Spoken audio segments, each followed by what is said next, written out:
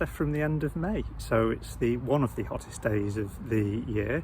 I have been up to a few things, but unfortunately it's been shortened a little bit, having fractured my wrist. So I was trying to have some fun, and as a result slipped and put my whole body weight on my wrist, which has caused a crack in one of the bones in my arm, and they're just keeping their eyes on it basically. So as long as I keep it splinted, I should be all right and things should heal. And apparently I'm not to lift anything heavier than a cup of tea, which is proving to be quite challenging. What is helpful is I'm a little bit more dexterous in my left hand than I thought I was, so I can do most things with that. The only thing that I am struggling with is writing with it at the moment, so I don't know whether I'm going to get some sort of teach yourself how to write books that children have or something, and see if I can do something with that. But my right hand will probably heal well before that becomes a problem, so I don't know, it might just be a personal project, we'll see. So where does that leave me? So I have been out to a few different places, some of which I will show you in this video, and as I can't do a great deal, I thought I'd show you a little bit around the garden and how that's doing, and also a few different things in the kitchen as well. You'd asked for something that was quick and simple, nutritious and low calorie, so I'm hoping that I can hit all of those boxes later in the video. So with what you can see in the garden, we've got some broad beans that I'm hoping to use in just some normal food that I have, possibly some of the stew things that I do. But because of the high protein content, you can also make some really good desserts with them as well because of the texture. So I'm looking forward to experimenting with that. But they do have these really lovely purpley black and white flowers, and there's quite a lot of them on each stalk, so I'm hoping that we're going to get a good crop there. And they've got their supporting canes in as well, and between them what you'll notice is these things that look a little bit like grass, and I don't know how well they're going to do in such a thick clay soil, but these are leeks, so we'll see how they thicken up too. Over here we've got a cucumber being guarded by an ornamental llama there, so that's just been put in a couple of days ago, been watered, and just to protect it from the extremes, because cucumbers are a bit sensitive sometimes, it's got a little hat as well that goes on it. Some Welsh onions which you can cut down and use as chives, and you can also take them up and they've got a nice bulb on there as well that you can use as a warmer flavoured salad onion or spring onion, I suppose. And you might be able to see it's covered in bees, so these are really good for local pollinators like bees. And that mess over there is actually a garlic patch, so hopefully under there there'll be plenty of garlic cloves for me to pull up. Over here we've got the thornless blackberries, which are doing quite well. They struggled to start with, but they've generated a lot of flowers this year, so I'm hoping that we'll get plenty of fruit off there. And over here you can see the royal gala apples that are coming on the tree. So there'll be plenty of these. They grow quite big and they've got a nice taste to them as well, sweet with just a little bit of tang. And finally in the other veggie bed we've got a rhubarb that's trying to take over the world, a gooseberry bush here. So this was a gift from my partner's mum. It struggled a little bit to start with because I kept it in its pot, but since planting it out it has got a lot more leaves on than it's got in previous years, and it's a real survivor, so I'm really looking forward to the fruit off this. And you can see here the start of some blueberries as well, so this is the same kind of thing that you would get in Ribena, so I'm really looking forward to trying those if I can get them before the birds can. A bit more garlic because the stuff grows everywhere. Some garden peas which are delicious to eat straight out of the pod. A few more leeks, and we've also got a tomato plant over there that's looking a bit sorry for itself because it was planted under the shade of the apple tree, which was a really dumb idea, but it's there now, so we'll see how it goes. And this is the herb/experiment truck. So over here we've got a bell pepper that's doing quite well. A celery that I tried to regrow that unfortunately has failed, and I'm not quite sure why that is. Possibly something to do with the way I've planted it, or I don't know if it's got too cold in the night or overwatered, but I need to think about that one. A ginger ribosome that was just from a packet of ginger that you'd use in cooking. Now it's got some green bits on it, and I moistened it before popping it in, so I don't know whether that's going to turn into anything and start growing or not. We'll see. And then just some marjoram, which is a little bit like oregano, some sage, and a curry plant that smells absolutely delicious when you rub your fingers on it. So that's the food side of things. So against that, I've also got another project in the garden, which is to make a garden room of sorts, I suppose. It's also friendly to the local wildlife and local plants too, and I'll show you that now. Over here is my big garden project for the summer. So I'm hoping to eventually stone this now I've dug it out.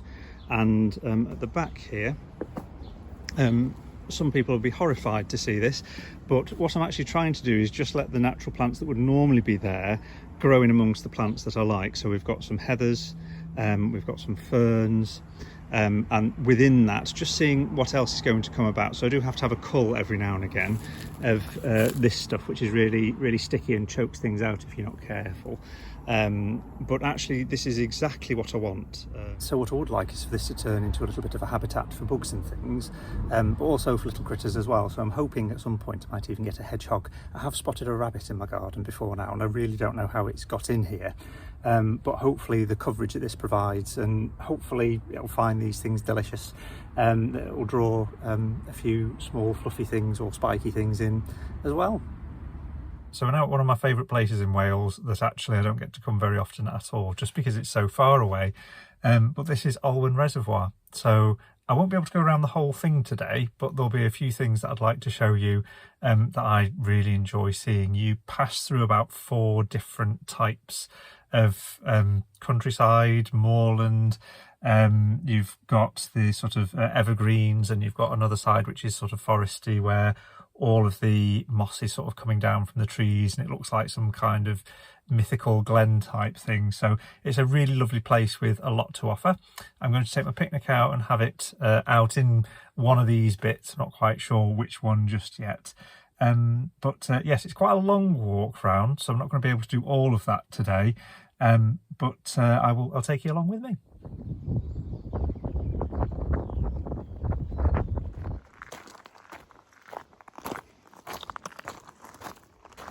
Like a lot of lakes, one of the things that I really like about Llyn Alwyn, or Alwyn Reservoir, Llyn Alwyn's a bit further up the way, is that you have lots of these little beaches where you can sit, read, just admire the water, or like what I'm going to do at some point around there, have something to eat. So this is just at the very start of the walk, and there's lots more of this as you go up. It's quite difficult to take in how big this body of water actually is, because it curves around, it cuts off part way through, so you can't actually see all the way back just from this point. But hopefully further down I'll get a video coming back this way.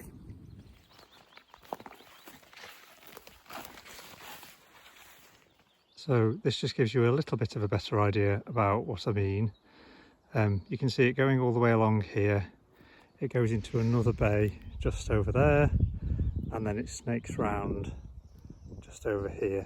And then you've got a bridge that crosses this water that's pretty much jet black.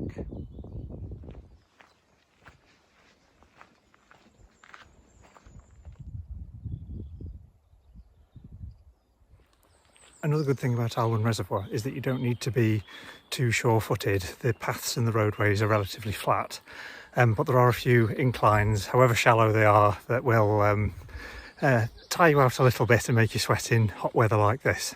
Somehow I seem to have missed the trail for where the beach bit is, but here is really nice and cool. You can feel the difference almost immediately once you step off the main road and onto this trail. So I found a log that I'm going to have my dinner on. For dinner I've done things a little bit differently today, with it being so hot. Cooked pasta which I've cooled, and instead of putting hot food in my thermos flask, I've got some peppers, tomatoes, watercress and some green pesto. And this is from an Old Spice thing. I think it held bay leaves at some point. But in there we've got some yeast flakes, which give a nice sort of savoury, slightly cheesy flavour to them, and some nuts and seeds to sprinkle on top. We've learned an important lesson, which is that twisting things is not a good idea, but I think it was well worth it.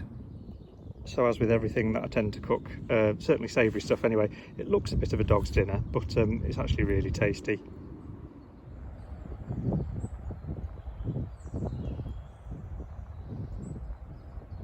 Time to press on. So my partner absolutely loves bluebells, and here there are some just for you.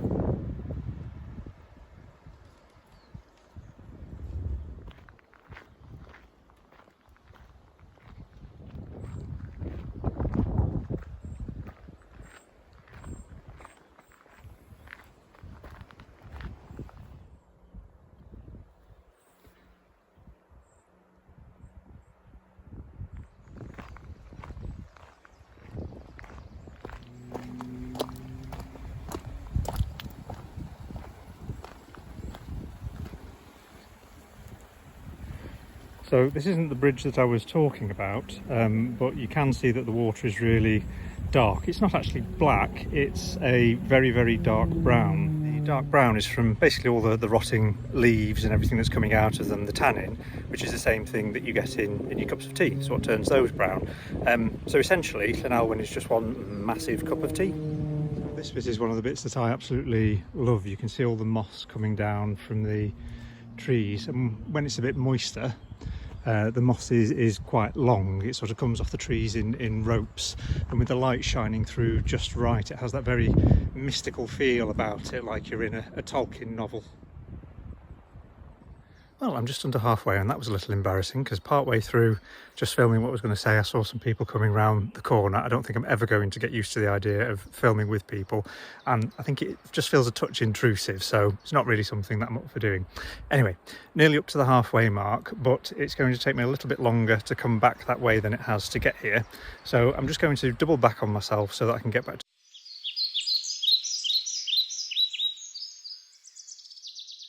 in time for the next thing that I've got to do, which I'm really looking forward to with a friend of mine. And yes, I shall see you in a little bit. So we're back in the car. I've got my shoes and socks off, so they're just venting after the walk, partly because it was very, very warm. I suppose something to say about the video is that nothing that I have filmed today in any way captures how beautiful it is here. It doesn't capture the sort of dancing light on the water, the atmosphere when you're in the forest, the calm and the breeze going through the trees, the cool air that you get. It's really somewhere, if you want to experience, try and come if you can, even if you don't do a whole loop, which I have done once before, and I think I'll probably come back at a cooler time of year, perhaps somewhere around late autumn, just to do the whole loop again and bring some food and enjoy myself. But I very much felt at peace when I was having dinner today. I really, really enjoyed that. So yes, now it's back home and some gaming, I think. So we'll see how that goes. So I had a really good time out walking and gaming yesterday. During the month I've also been to a few banding events as well. So one I went to in Monash, which was really interesting to see because the conductor had to drum as well as conduct. So that must have been quite the task for them to do. And also more recently to a banding event where lots of bands from all over the country, in some places, different parts of the world, had come into the UK to play off against other bands. They do a march through the street, and then they have to do a march on an actual bandstand where there's some judges in a camper van to the side that can't see anything, so they don't know who's playing, and they then rank them all individually, and they get a prize at the end. And that was a really good day. There were lots of different vans and things out, and people selling their homemade stuff as well. So both I and my partner really enjoyed that. So yes, I'm going to make good on my promise now and give you a quick nutritious recipe, which is a 10-minute soup. 10 minutes because that's how long it takes it to cook in the microwave, and that's essentially is what makes it quick as well. So I'll just show you the ingredients and the things that we need for that now. We'll pop it in the microwave and then we'll have a look how it comes out. So these are just the ingredients that I've got. So I've got about a thumb's worth of a leek that's been, all these have been washed. So a thumb's worth of leek, a parsnip, half a potato, and you can see that kind of fits in my hand about that big, just for scale. A quarter of a Granny Smith, or you could use just a cooking apple Bramley, something that's a bit tart ideally that you want for a bit of sweetness and additional flavour as well. And about 2 teaspoons of low salt vegetable stock essentially. So you can just stick with that if you want. If you eat meat, or you've got other products where you've got protein and B12 in it that you're getting through the rest of the day. If you don't eat meat though, there are a few extras that you can add. So for me, I'm going to be adding about a quarter of a cup of yeast flakes, which is where I can get a lot of my B12 from. And protein wise for today, I've just added a teaspoonful of pea protein in there. So you perhaps won't need to add these in, but I do because I need to supplement my diet. Just put those to one side. And equipment wise, to help you out, microwavable bowl. So I use a rice cooker for a lot of my stuff, partly because it seems to not boil over so easily. I assume that's part of the way it's designed. And an immersion blender. So the top bit's over the other side of the kitchen. But this is what we're going to use to iron out all the bumps and lumps and make it into a smoother soup. And also one of these. So for me, I have a 475ml thermos food flask.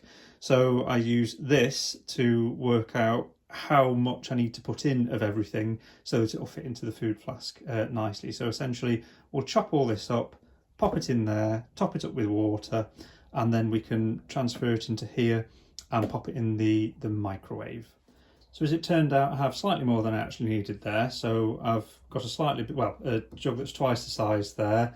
And I've put all of the powdered ingredients in as well, the flakes, the stock and the protein powder. So we're just going to top this up now with some warm but not hot water. Bit of a stir.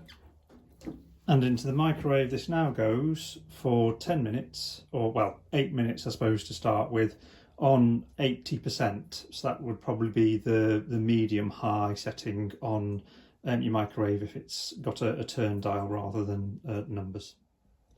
So we've just taken it out at the 4-minute mark just to give it a bit of a stir around and help to redistribute the heat.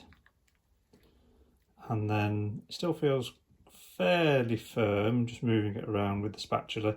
So I'm going to pop it in for the rest of the 10 minutes, I think. So it's now finished cooking and it's at a food safe temperature. I've just checked with the thermometer.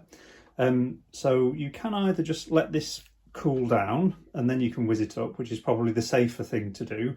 But because I want it hot to go into my flask to eat later, I'm going to mix it like this with the immersion blender.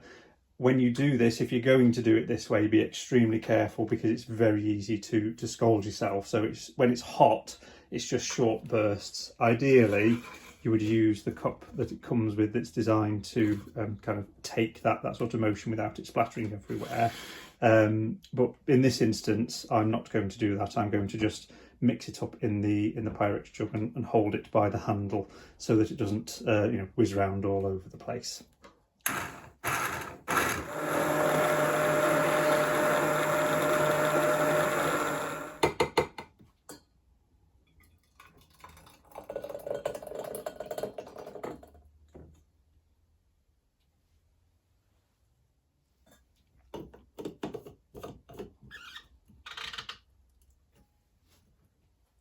So I've just got some here in a cup, just a little bit that was left over that wouldn't fit in the flask. And just to show you how creamy it is, you can kind of see there how nice that is. And having tasted it, you can really taste the parsnip in it, so it tastes lovely.